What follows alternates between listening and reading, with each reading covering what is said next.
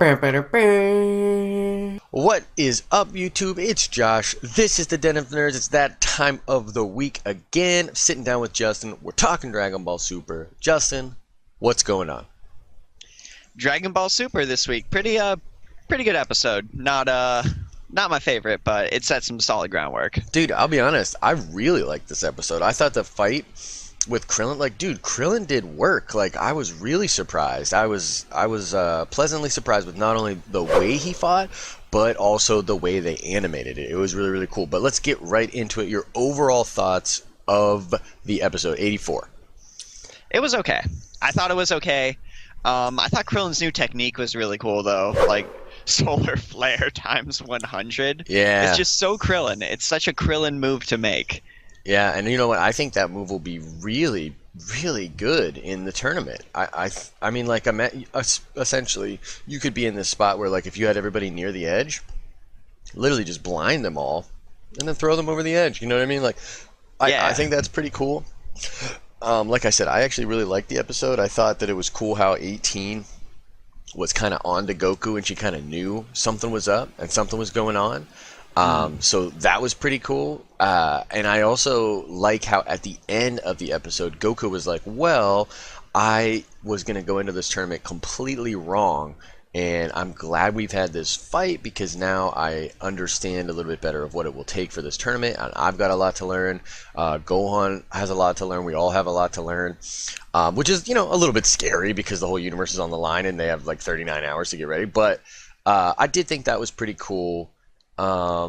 Yeah, I was absolutely thrilled with the fact that Goku had so much faith in Krillin that he decided to just fight him by going blue.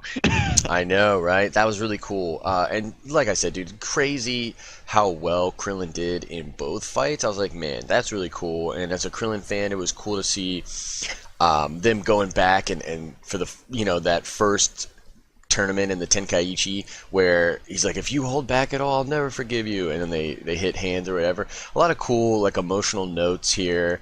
It's just an expansion of that whole through line from Dragon Ball till now, and I did think it was really cool. And yeah, they're going to be useful.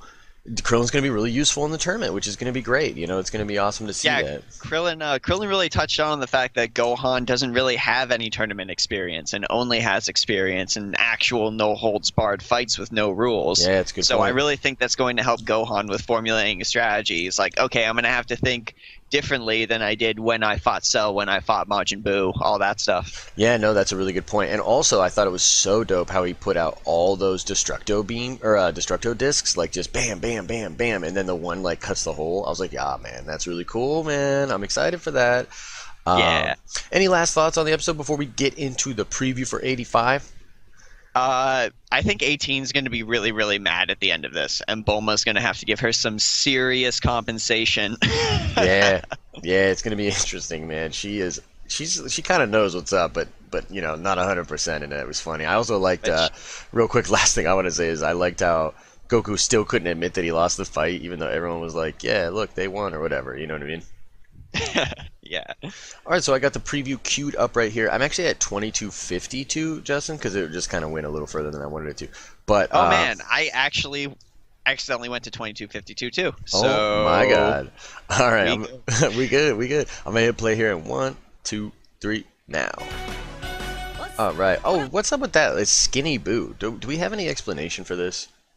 Well, Skinny Boo's made of bubblegum, so it makes sense that he can just straight up alter his form whenever he wants. Right. And I gotta be honest, Skinny Boo looks really, really cool. I would love to see Skinny Boo show up in some games. Maybe they can give me a Dokkan battle card with Skinny Boo. Come on, Bandai. Yeah. I mean, it's just interesting here, and I think we'll get into it a little bit here. Maybe there'll be an explanation given, but yeah, Skinny Boo. I'm like, what? You know what I mean? So I'll keep putting play here. It really looks like, oh, and I went a little too further because that's the Supremem Kai there. Back it up just a bit. In this fight with Skinny Boo, yeah, man, I really have no explanation here. Do we think he's absorbed somebody, or do you think he's just trained? And because the thing that's funny is when you look at the promotional material of them all walking out as fighters, it's Fat Boo, right? Yeah, I maybe he asked Boo to alter his form closer to the people he's already fought as a good sort of training maneuver or something like that. Who knows? Maybe Boo's just messing around. Maybe this is just reason for them to give everyone the male Boo they actually want to play in Xenoverse 2. Because, I mean, come on. Fat Boo. Your Fat Boo's a joke character. He is a joke character, but he did work in that preliminary tournament, which was awesome. So, yeah, some mystery behind that. Not really sure, but I'll just hit play here. Really giving each other the hands. Looks cool. And then I'm going to pause on this shot right here. This is the Supreme Kai from, I believe, the universe with the clown. Do we know, is that 11? I think that's 11. Yeah, and I think that's the Pride Troopers. The Pride Troopers and everything like that. So this is something that was out there in the community before. People know about this. I believe in this episode, the Supreme Kais are all going to meet in secret in Universe 10, and I think this is what we're getting a shot of in here. Justin, what are your thoughts on that?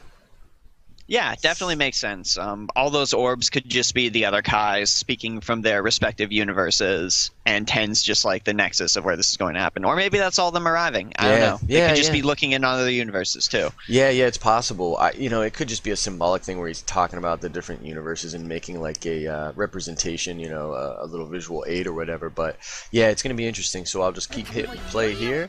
Oh, it looks like you were right, because it looks like they're in the little bubbles. So they're all like hologramming in, you know what I mean? I'm paused on this guy with the glasses or whatever. Yeah, I think Glasses Kai is my favorite. Yeah, no, he looks awesome. So I can't really deny that. That's cool. This mythos just building is always awesome. Like the expansion of this canon, I guess you could call it, or whatever, is one of the best parts of Super. So yeah, it's cool to see characters like this. But yeah, they're all appearing to each other. And then we got a bunch of different shots of this guy with his finger on his head. The other guy that was yawning. Guasu at the end there. Oh, yeah, I better hurry and find number 17. We got Champa and Vados here. Champa doesn't look pleased. He's probably trying to find more fighters because, let's be honest, his squad can't really hold up against Goku and gang at this point. He was like, I wonder if Hit has a bunch of brothers and sisters that I could bring into this tournament. So he's probably realizing that he's just pretty much got Hit, and he needs to go and, like Vados said, look at the bigger picture. Yeah. So that's probably what he's going to be doing in this episode. Yeah, that's cool. I hope so. He's like, it looks like he's talking to Kabe there a little bit.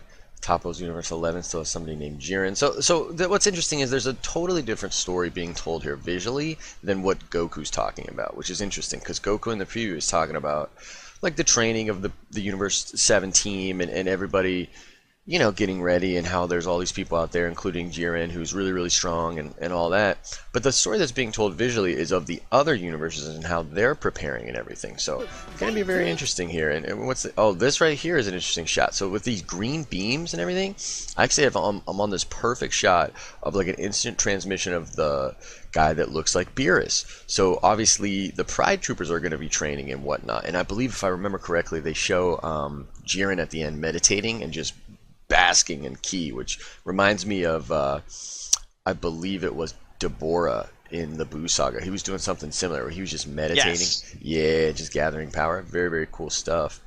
But yeah, any thoughts here, Justin, on these guys training?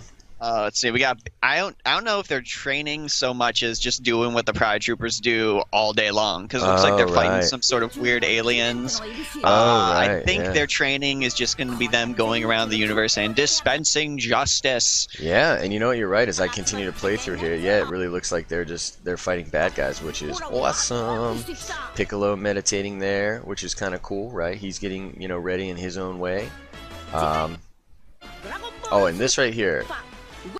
What do we think this is? I pause on this shot of I guess they're posters or something. They look like little watch faces, and all of these people are popping up. Do you think this is just like an announcement of the people for the team or whatever?